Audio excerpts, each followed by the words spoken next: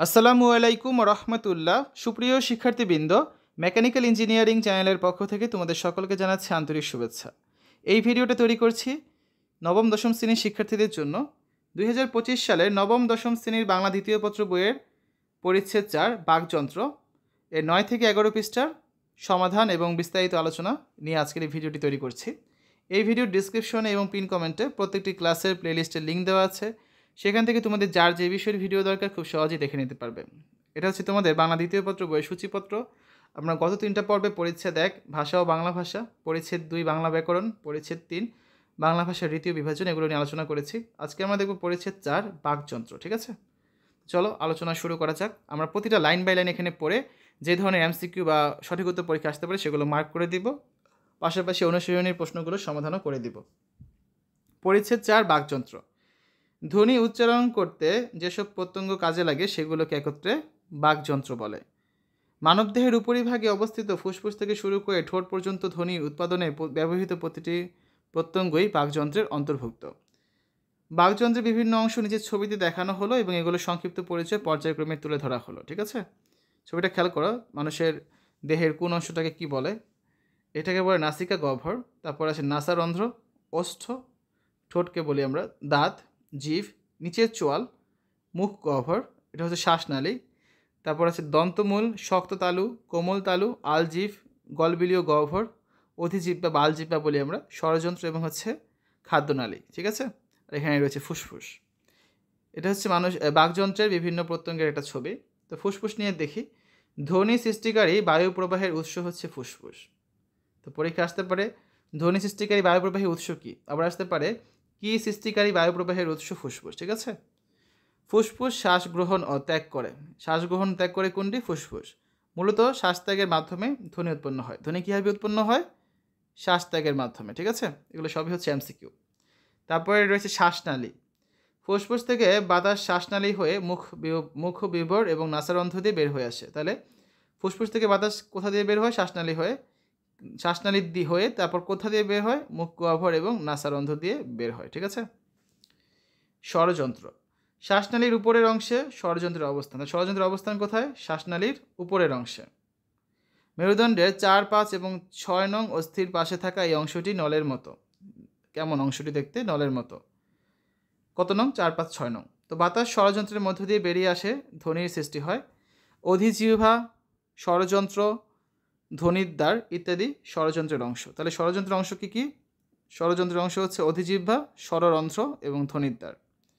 এবার আসো জীব নিয়ে আলোচনা করি। মুখ গহ্বরের নিচের অংশে জীবের অবস্থান। জীবের অবস্থান কোথায়? মুখ গহ্বরের নিচের অংশে। বাকযন্ত্রের মধ্যে জীব সবচেয়ে সচল এবং সক্রিয় প্রত্যঙ্গ। জীবের উচ্চতা অনুযায়ী, সম্মুখ পশ্চাৎ অবস্থান অনুযায়ী এবং মুখ গহ্বরের বিভিন্ন অংশে সঙ্গে জীবের স্পর্শের প্রকৃতি অনুযায়ী ধ্বনির বৈচিত্র্য তৈরি হয়। তারপর রয়েছে আলজিভ। মুখ গহ্বরের কোমল তালুর পিছনে ঝুলন্ত মাংসপিণ্ডের নামই হচ্ছে কি? আলজিভ। ধ্বনি উচ্চারণের সময় কোমল তালুর সঙ্গে আলজিভ নিচে নেমে এলে বাতাস মুখ দিয়ে পুরোপুরি বের না হয়ে খানিকটা নাক দিয়ে বের হয়। এর ফলে নাসিক্য ধ্বনি তৈরি হয়। ঠিক আছে। তালু। মুখ বিবরের ছাদকেই বলা হয় তালু। তালুর দুটি অংশ, কোমল তালু, শক্ত তালু। অনুনাসিক স্বরধ্বনি উচ্চারণে কোমল তালু নিচে নামে। কি উচ্চারণে? অনুনাসিক স্বরধ্বনি উচ্চারণে। তো কোমল তালু এবং জিহ্বমূলের স্পর্শে কণ্ঠধ্বনি উচ্চারিত হয়। দন্তমূলের শুরু থেকে কোমল তালু পর্যন্ত বিস্তৃত অংশকে বলা হয় শক্ত তালু। তারপর রয়েছে মূর্ধা। শক্ত তালু ও উপরের পাটির দাঁতের মধ্যবর্তী যে উত্তল অংশ আছে এটাকে মূর্ধা বলে। কোনো কোনো ব্যঞ্জনধ্বনি উচ্চারণের সময় জিভ মূর্ধাকে স্পর্শ করে। দন্তমূল ও দন্ত। দাঁতের গোড়ার নাম দন্তমূল। উপরের পাটির দন্তমূল এবং দাঁতের সঙ্গে জিভের স্পর্শে বেশ কিছু ধ্বনি উচ্চারণ হয় বা উৎপন্ন হয়। ওষ্ঠ বা ঠোঁট।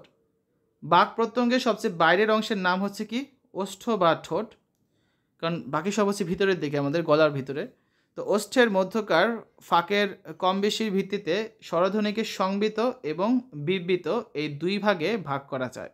এছাড়া ব্যঞ্জনধ্বনি উচ্চারণের করতে ওষ্ঠ গুরুত্বপূর্ণ ভূমিকা পালন করে। তারপরে রয়েছে নাসিকা।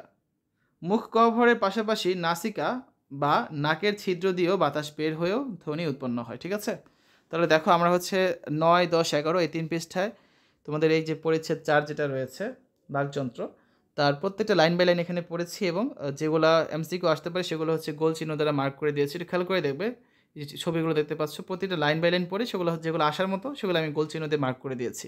তোমরা জাস্ট ভিডিওগুলো দেখবে, দেখে তোমাদের নিজেদের যখন বইটা দিবে, এখন হয়তো বা বই অনেকে পাওনি, তখন বই এগুলো দাগিয়ে নিতে পারো, তাহলে কষ্ট করে কিন্তু আর গাইড থেকে এমসিকিউ পড়তে হবে না, তোমরা বই থেকে নিজেরাই কিন্তু এমসিকিউগুলো সহজেই পড়তে পারবে। ঠিক আছে, এবার অধ্যায়ের শেষে যে একটা অনুশীলনী দেওয়া থাকে সেটা সমাধান করব। এখানে মোট কয়টা প্রশ্ন?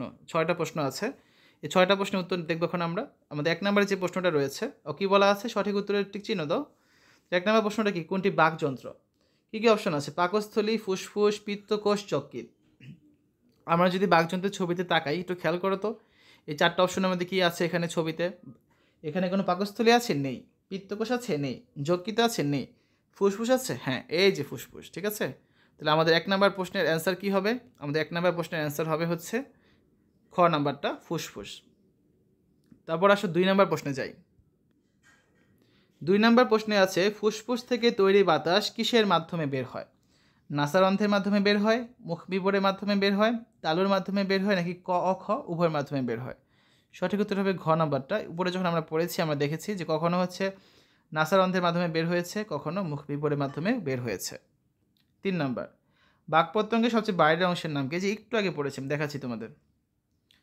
বাকপত্তঙ্গের সবচেয়ে বাইরের অংশের নাম হচ্ছে ওষ্ঠ বা ঠোঁট। ঠিক আছে, পেয়েছো? তাহলে আমরা যদি প্রশ্নে যাই, দেখো অপশন কী কী ছিল। তালু হবে না, মূর্ধা হবে না, দন্ত হবে না, এই যে ঘ নাম্বারটা। ওষ্ঠ হচ্ছে আমাদের কারেক্ট অ্যান্সার। তাহলে 3-এর অ্যান্সার কত? ঘোড়া বা ঘ নাম্বার, ওষ্ঠ। তারপরে দেখো 4 নাম্বার প্রশ্নে রয়েছে, বাকযন্ত্রের মধ্যে সবচেয়ে সচল এবং সক্রিয় প্রত্যঙ্গ কোনটি? কী কী অপশন রয়েছে? দাঁত, মূর্ধা, দন্তমূল, নাকি জিভ? এখানে কোনটা হবে অ্যান্সার? অ্যান্সার হবে খ নাম্বারটা, জিভ। এখন বলতে পারো যেটা কোথা থেকে লিখলাম। এই দেখো, আমরা জিভের অংশে যাই। জিভ হচ্ছে এই যেখানে, বাকযন্ত্রের মধ্যে জিভ সবচেয়ে সচল এবং সক্রিয় প্রত্যঙ্গ। পেয়েছো? আরও 2টা এমসিকিউ বাকি আছে। 5 নাম্বারটা যাই আমরা। 5 নাম্বারে কী আছে দেখো, মুখ গহ্বরের কোন অংশে তালুর অবস্থান? সামনে, পিছনে, উপরে, নাকি নিচে? এর সঠিক উত্তর কোনটা হবে? গ নাম্বারটা, মুখ গহ্বরের উপরে হচ্ছে তালুর অবস্থান। আরেকটা এমসিকিউ বাকি, 6 নাম্বার, নাসিক্য ধ্বনি তৈরি হয় কিভাবে? ঠিক আছে, কী কী অপশন আছে? আলজিভ নিচে নেমে এলে, জিভ তালুতে স্পর্শ করলে, ঠোঁটের ফাঁকা কম বেশি হলে, জিভ মূর্ধায় স্পর্শ করলে। তো আসলে দেখি আমরা এটা অ্যান্সারটা কী হতে পারে। দেখো এখানে আছে নাসিক্য বর্ণ, যখন আমরা আলোচনা করেছিলাম, এই যে আলজিভ, দেখো দাগিয়ে দিচ্ছি আমি। ধ্বনি উচ্চারণের সময় কোমল তালুর সঙ্গে আলজিভ নিচে নেমে এলে বাতাস মুখ দিয়ে পুরোপুরি বের না হয়ে খানিকটা নাক দিয়ে বের হয়, এর ফলে নাসিক্য ধ্বনি তৈরি হয়। তাহলে আলজিভ নিচে নেমে এলে, এটাকে অপশনে আছে, একটু দেখি তো আমরা। আমাদের 6 নাম্বার কোয়েশ্চেন যেটা ছিল, এই যে প্রথমেই আছে ক নাম্বারটা। তাহলে আলজিভ যখন নিচে নেমে আসে তখনই নাসিক্য ধ্বনি তৈরি হয়। ঠিক আছে, তো আমরা কিন্তু অনুশীলনী এমসিকিউ প্রশ্নগুলোরও সমাধান করে দিলাম। শিক্ষার্থীরা, এতক্ষণ তোমরা দেখলে 2025 সালের নবম দশম শ্রেণীর বাংলা দ্বিতীয় পত্র বইয়ের বোর্ড বই যেটা রয়েছে, সেই বইয়ের পরিচ্ছেদ 4 বাকযন্ত্রের 9 পৃষ্ঠা, 10 পৃষ্ঠা এবং 11 পৃষ্ঠার সমাধান। আমরা প্রতিটা লাইন বাই লাইন এখানে নৈবতিক দাগিয়ে দিয়েছি। তোমরা সেভাবে করে পড়লে খুব সহজেই দেখবে পরীক্ষায় সবগুলো এমসিকিউ সঠিক করতে পারবে। তো আশা করি আজকের এই ভিডিওটি ভালো লেগেছে। আমাদের চ্যানেলের অন্যান্য ভিডিওগুলো দেখার আমন্ত্রণ জানিয়ে আজ এখানে বিদায় নিচ্ছি। আল্লাহ হাফেজ।